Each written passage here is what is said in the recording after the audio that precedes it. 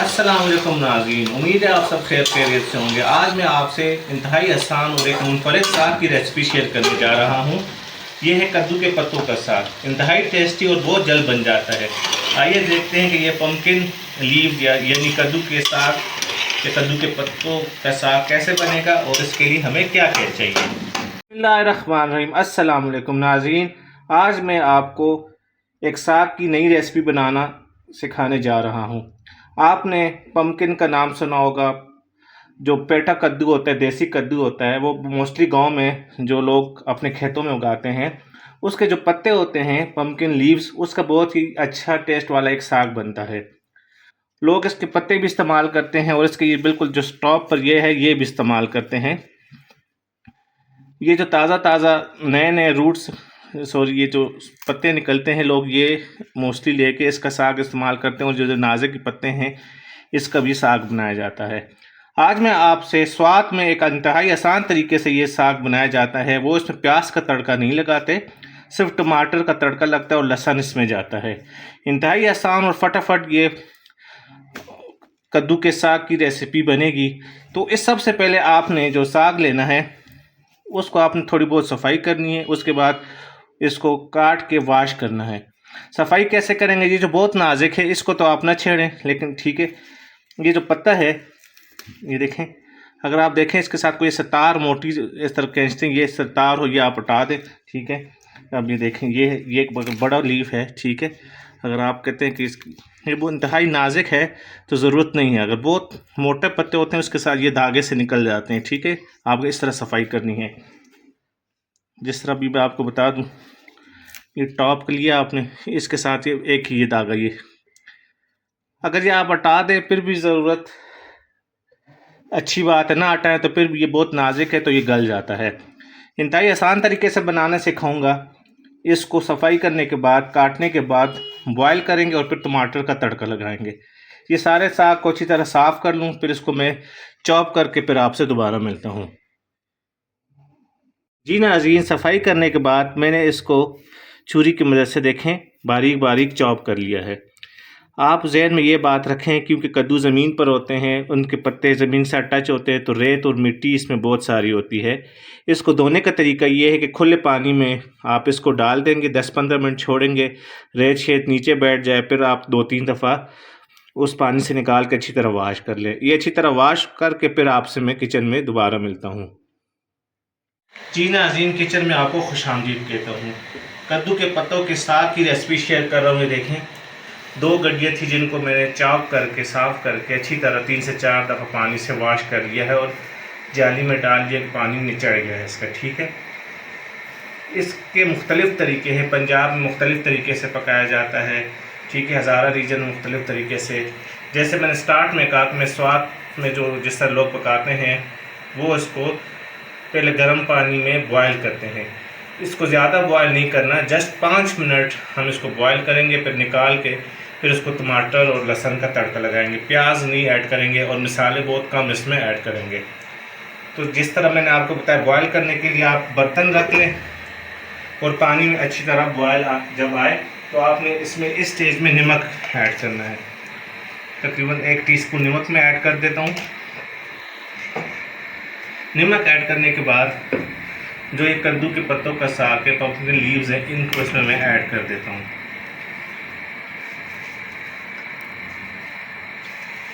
इसका टेस्ट बहुत ही अच्छा होता है, ठीक है। लोग इसको मकई की रोटी के साथ भी खाते हैं, लस्सी साथ होती है, आप चपाती के साथ भी खा सकते हैं, वाइट चावलों के साथ भी खा सकते हैं। ये बहुत ही सेहत के लिए मुफीद है और बिल्कुल ऑर्गेनिक साग है ना। इसमें अगर जो देसी गांव में लोग लगाते हैं, कोई खाद शाद नहीं, खेतों में घर के बाहर लोग कद्दू की बेलें लगाते हैं, तो ये उस साग है और इंतहाई टेस्टी होता है, ठीक है। ये अब इसको मैं अच्छी तरह डिप कर दूंगा इस तरह। जैसे इसमें बॉयल आएगा तो ये पकना शुरू हो जाएगा और बहुत क्वांटिटी इसकी कम हो जाती है, आपको पता है। अब जैसे इसमें बॉयल आएगा दोबारा, तो मैं इसको एग्जैक्ट 5 मिनट के लिए बॉयल करूँगा। ज़्यादा बॉयल नहीं करूँगा, क्योंकि बिल्कुल मैश नहीं करना। ये थोड़ा सा हार्ड ऐसा जो नज़र आता है तो प्लेट में बड़ा अच्छा लुक, इसकी अच्छी लुक नज़र आती है। बिल्कुल मैश नहीं करना आपने, बस ये अब मैंने इसमें डाल के बॉयल आ गया है। अब मैं इसको 5 मिनट तक बॉयल करूँगा मीडियम फ्लेम पर। 5 मिनट के बाद मैं आपको इसकी लुक दिखाऊँगा। जी नाज़रीन, इसको बॉयल होते हुए 2 से 2.5 मिनट हो गए। आपने इसके सामने खड़े होकर बॉयल करना है, क्योंकि आप इसको छोड़ देंगे तो ये पानी इसका ऊपर से गिरता है तो साग आपका नीचे गिर जाएगा। ठीक है, इसमें इस तरह आप इसको मिक्स करें आराम आराम से, और 5 मिनट आपने इसको बॉयल करना है। ठीक है, अगर आप इसको इस तरह छोड़ के चले जाएंगे तो मैं भी चांस है कि पानी उबले और ये साग बाहर आ जाए, क्योंकि ये हल्का होता है तो साग ऊपर सरफेस पे होता है। ठीक है, 2 मिनट हो गए हैं, 2 से 2.5 मिनट देखें इस तरह साग की लुक आ गई। एग्जैक्ट 5 मिनट तक मैंने इसको बॉयल करना है मीडियम फ्लेम पर। आपको बताने का मकसद ये था कि इसको खड़े होकर आपने बॉयल करना। देखें ये जाग ऊपर उठती है, तो अगर आप इसमें चम्मच नहीं मारे तो ये बाहर गिरने का चांस होता है। ठीक है, बस 5 मिनट हो जाए फिर मैं इसकी लुक आपको दिखाता हूँ। नाज़रीन, इसको बॉयल होते हुए मीडियम फ्लेम पर 5 मिनट हो गए हैं। आप इसका टाइम बढ़ा सकते हैं। कब बढ़ा सकते हैं? अगर आपके पास ये जो साग के पत्ते हैं ये ज़रा सख्त हैं, मतलब बहुत सॉफ्ट नहीं, नाजुक नहीं है, थोड़े ठीक है पुराने हैं, मतलब इस पर एक नए नए पत्ते होते हैं और एक पर जो उम्र गुजर जाती है। ठीक है, थोड़े सख्त हो तो आप 6 मिनट भी दे सकते हैं, 7 मिनट भी दे सकते हैं। मेरे पास इंतहाई नाजुक थे तो देखें इसको बहुत नहीं गलाना। बस बताने के मकसद ये था कि ये साग की क्वालिटी पर डिपेंड करता है। आपसे 6 मिनट भी पका सकते हैं, 7 मिनट भी पका सकते हैं। 5 मिनट हो गए मेरे मीडियम फ्लेम पर। फ्लेम बंद कर दूंगा और इसको पानी से निकाल के फिर आपसे मिलता हूँ और बताऊँगा कि तड़का आपने इसको कैसे लगाना है। फ़ौरन इसको पानी से हम निकाल देंगे। ठीक है जी नाज़रीन, 5 मिनट बॉयल करने के बाद इसे जाली में डाल दिया है मैंने और पानी का निकल गया है। अब आपने करना क्या है, जितना आपका साग है उस हिसाब से, पहले देखें कितनी क्वांटिटी ज़्यादा थी। साफ़ करने के बाद बॉयल करने के बाद तकरीबन ये आधा किलो रह गया है। अब आपने इसमें ऑयल ऐड करना है। इसमें थोड़ा ऑयल की क्वांटिटी थोड़ी ज़्यादा जाती है, आप तक है। अगर आप कम इस्तेमाल करते हैं, कम, तकरीबन मैं आधा कप ऑयल डाल देता हूँ इसमें, क्योंकि ये साग ऑयल एब्जॉर्ब करता है। थोड़ा रफ ये होता है, टेस्ट में बहुत ही ज़बरदस्त होता है। ये बर्तन में आपने ऑयल अपने साग के मुताबिक जितनी आपकी क्वांटिटी है। अब ये बिल्कुल बॉयल मेरे पास तकरीबन आधा किलो है, मैंने आधा कप ऑयल ऐड किया है। इस रेसिपी में प्याज वगैरह कुछ ऐड नहीं करेंगे। 4 से 5 जो है मैंने लहसुन के लिए बड़े थे, इनको मैंने बारीक बारीक इस तरह लंबी चॉप कर दिया है। ठीक है, लहसुन को थोड़ा सा बस हमने सौते करना है। ठीक है, ज़्यादा इसको कलर नहीं देना, क्योंकि जब कलर देंगे तो उसका टेस्ट साग में तो ख़त्म हो जाता है। ठीक है, इसके बाद तकरीबन आधा किलो मेरे पास बॉयल साग रह गया है। 3 बड़े साइज़ के टमाटर लिए हैं, जिनको मैंने छिलके के साथ चॉप किया है। ठीक है, ये तकरीबन 1 पाव वज़न इसका बनता है। जैसे ही लहसुन थोड़े सौते हो जाए तो ये 3 बड़े साइज़ के टमाटर मैं ऐड कर दूँगा। जैसे मैंने पहले आपको कहा है कि हम इसमें प्याज का तड़का नहीं लगाएंगे, ये टमाटर और लहसुन इसमें जाएगा। इससे जितनी टमाटर की क्वांटिटी ज़्यादा भी हो जाए तो कोई मसला नहीं, ये आप तक है। गाँव में लोग इतनी fix hard and fix rule नहीं है, जो चीज़ अवेलेबल होती है। क्योंकि बाहर से साग ले आया तोड़ के, जो टमाटर खेतों में मिलता है, काट के नमक और थोड़ी सी लाल मिर्च वगैरह डाल के ये रेसिपी तैयार हो जाती है। आपको वज़न बताने का जस्ट आइडिया दे रहा हूँ कि कितना आपने ऐड करना है। आप 2 टमाटर ऐड करना चाहते हैं, 3 या आप तक है। अब हम इसमें थोड़ा सा नमक इस स्टेज पे ऐड करेंगे कि ये टमाटर अपना पानी छोड़ दे, टमाटर गल जाए। एक चीज़ आपने और नोट करनी है, बॉयल करते हुए हमने नमक ऐड किया था, तो उसका ख्याल आपने रखना है नमक ज़्यादा ना हो जाए। ठीक है,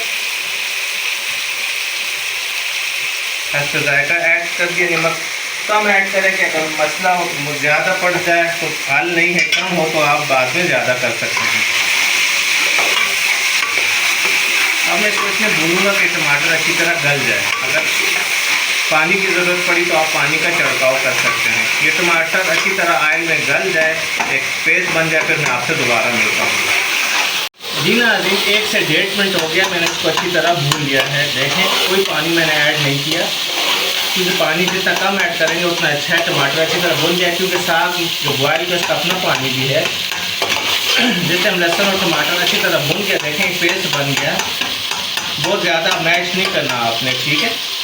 अब आपने इसमें बॉयल किया हुआ कद्दू के पत्तों का साग ऐड करना है। एक चीज़ आपने नोट की होगी, मैंने मिसाले सिर्फ नमक अभी ऐड किया है, क्योंकि अगर अब मैं इसमें मिर्च और कुटी मिर्च ऐड कर दूँ, जब भूनेंगे जलेगी तो सब खांसी शुरू हो जाएगी और टेस्ट ख़राब हो जाएगा। पहले हम इसमें ये साग ऐड कर देंगे, इसको अच्छी तरह भूनेंगे। जब इसका पानी खुश्क हो जाएगा फिर हम इसमें मसाले स्पाइसेस ऐड करेंगे।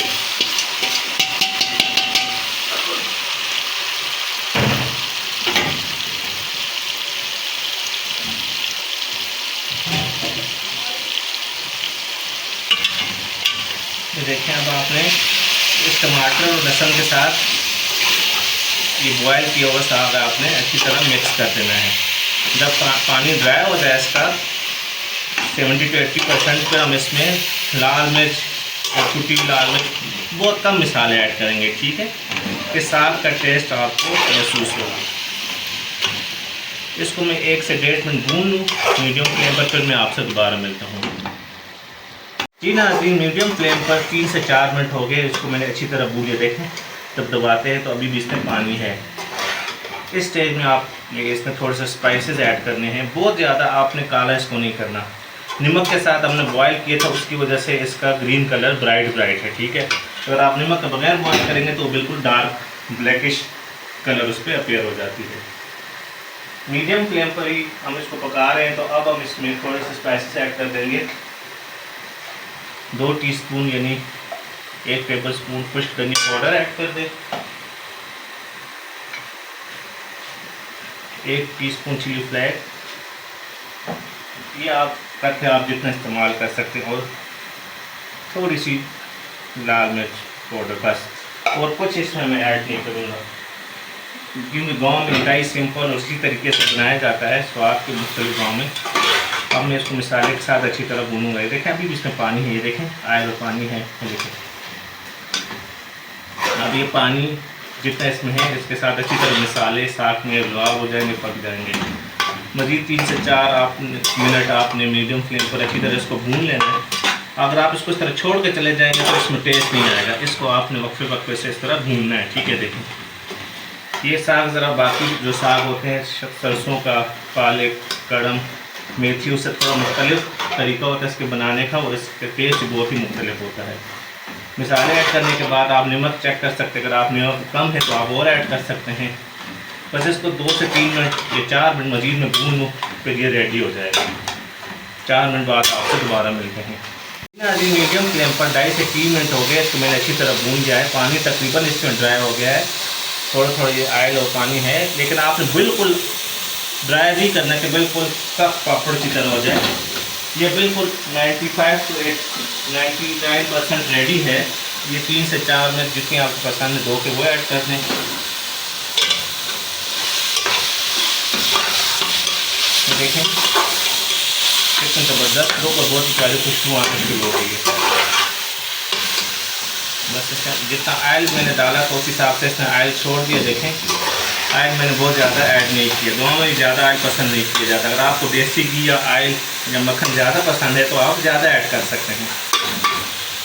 आपने देखा इंतहाई आसान तरीके से और बहुत जल्द बन जाने वाली ये यूनिक साग की रेसिपी आज आपने सीखी।